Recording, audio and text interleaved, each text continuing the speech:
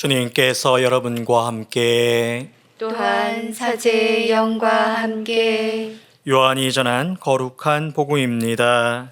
주님 영광 받으소서. 그때 필립보가 나타나엘을 만나 말하였다. 우리는 모세가 율법에 기록하고 예언자들도 기록한 분을 만났소. 나자렛 출신으로 요셉의 아들 예수라는 분이시오. 나타나엘은 필립보에게 나자렛에서 무슨 좋은 것이 나올 수 있겠소 하였다.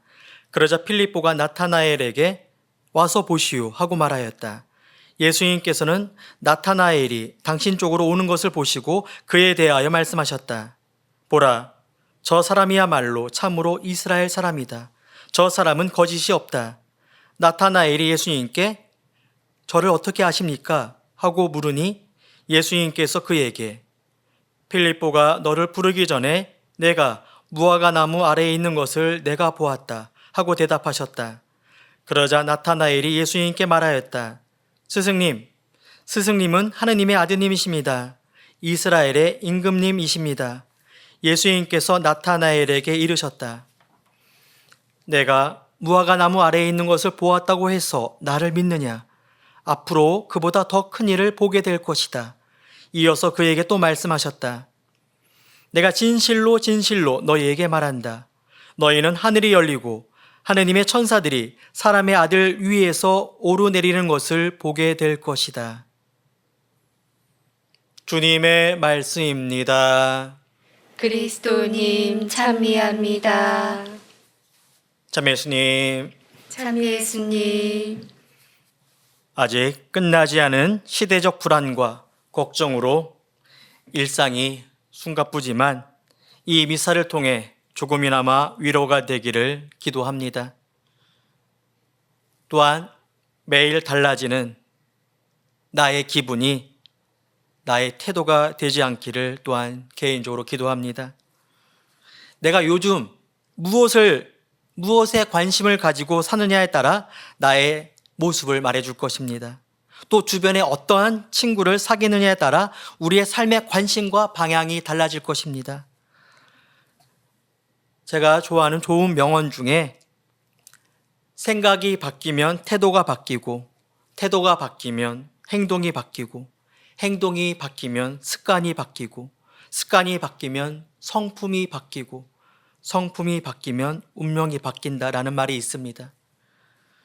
우리 주변에 만일 운동을 좋아하는 사람과 친구가 되면 운동을 함께 하게 될 것이고 또 늘 대화의 화제가 자연스럽게 운동에 관한 것이 될 것입니다. 또 음악을 하는 사람과 가까이 지내면 음악에 관해서 함께 이야기를 하게 될 것입니다. 그래서 우리 옛말에 친구 따라 강남 간다는 말이 있는 것이겠죠. 그렇다면 우리 신앙인들이 주변에 비신앙인들과 친구가 된다면 친구 따라 성당 간다는 말도 틀리지는 않을 것입니다. 오늘 8월 24일 우리가 축일을 지내는 바르톨로메오 사도가 그러한 경우입니다. 오늘 복음에 등장하는 나타나엘이란 인물과 바르톨로메오는 같은 인물로 보고 있습니다. 바르톨로메오에게 필립보라는 친구가 있었습니다. 요르단 강가에서 예수님을 만난 필립보는 친구 바르톨로메오에게 가서 이야기하죠.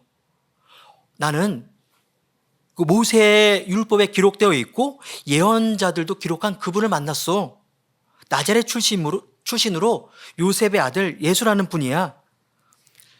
필립보는 예수님을 알아보고 친구에게 이야기했지만 친구 바르톨로메오의 반응은 처음에 신통치 않았습니다. 에이, 그 동네에서 무슨 좋은 것이 좋은 사람이 나올 수 있겠어?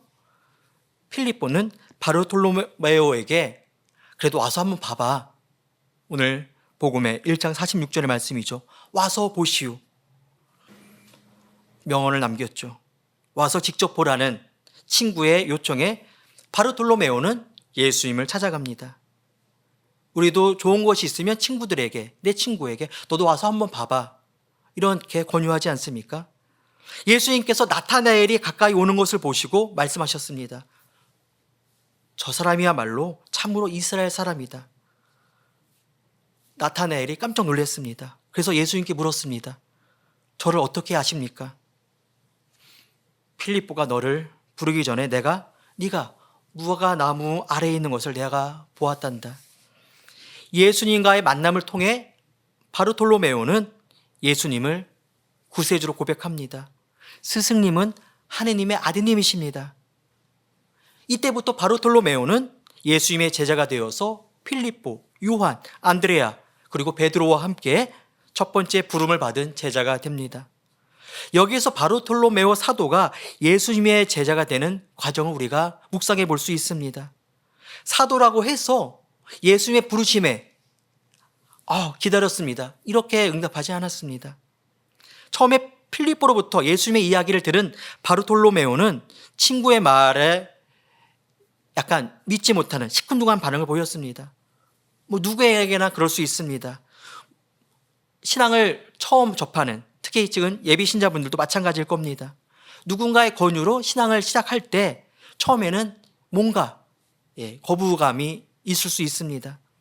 예수님을 알게 되어서 구세주로 고백하기까지 여러 단계가 필요할 것입니다.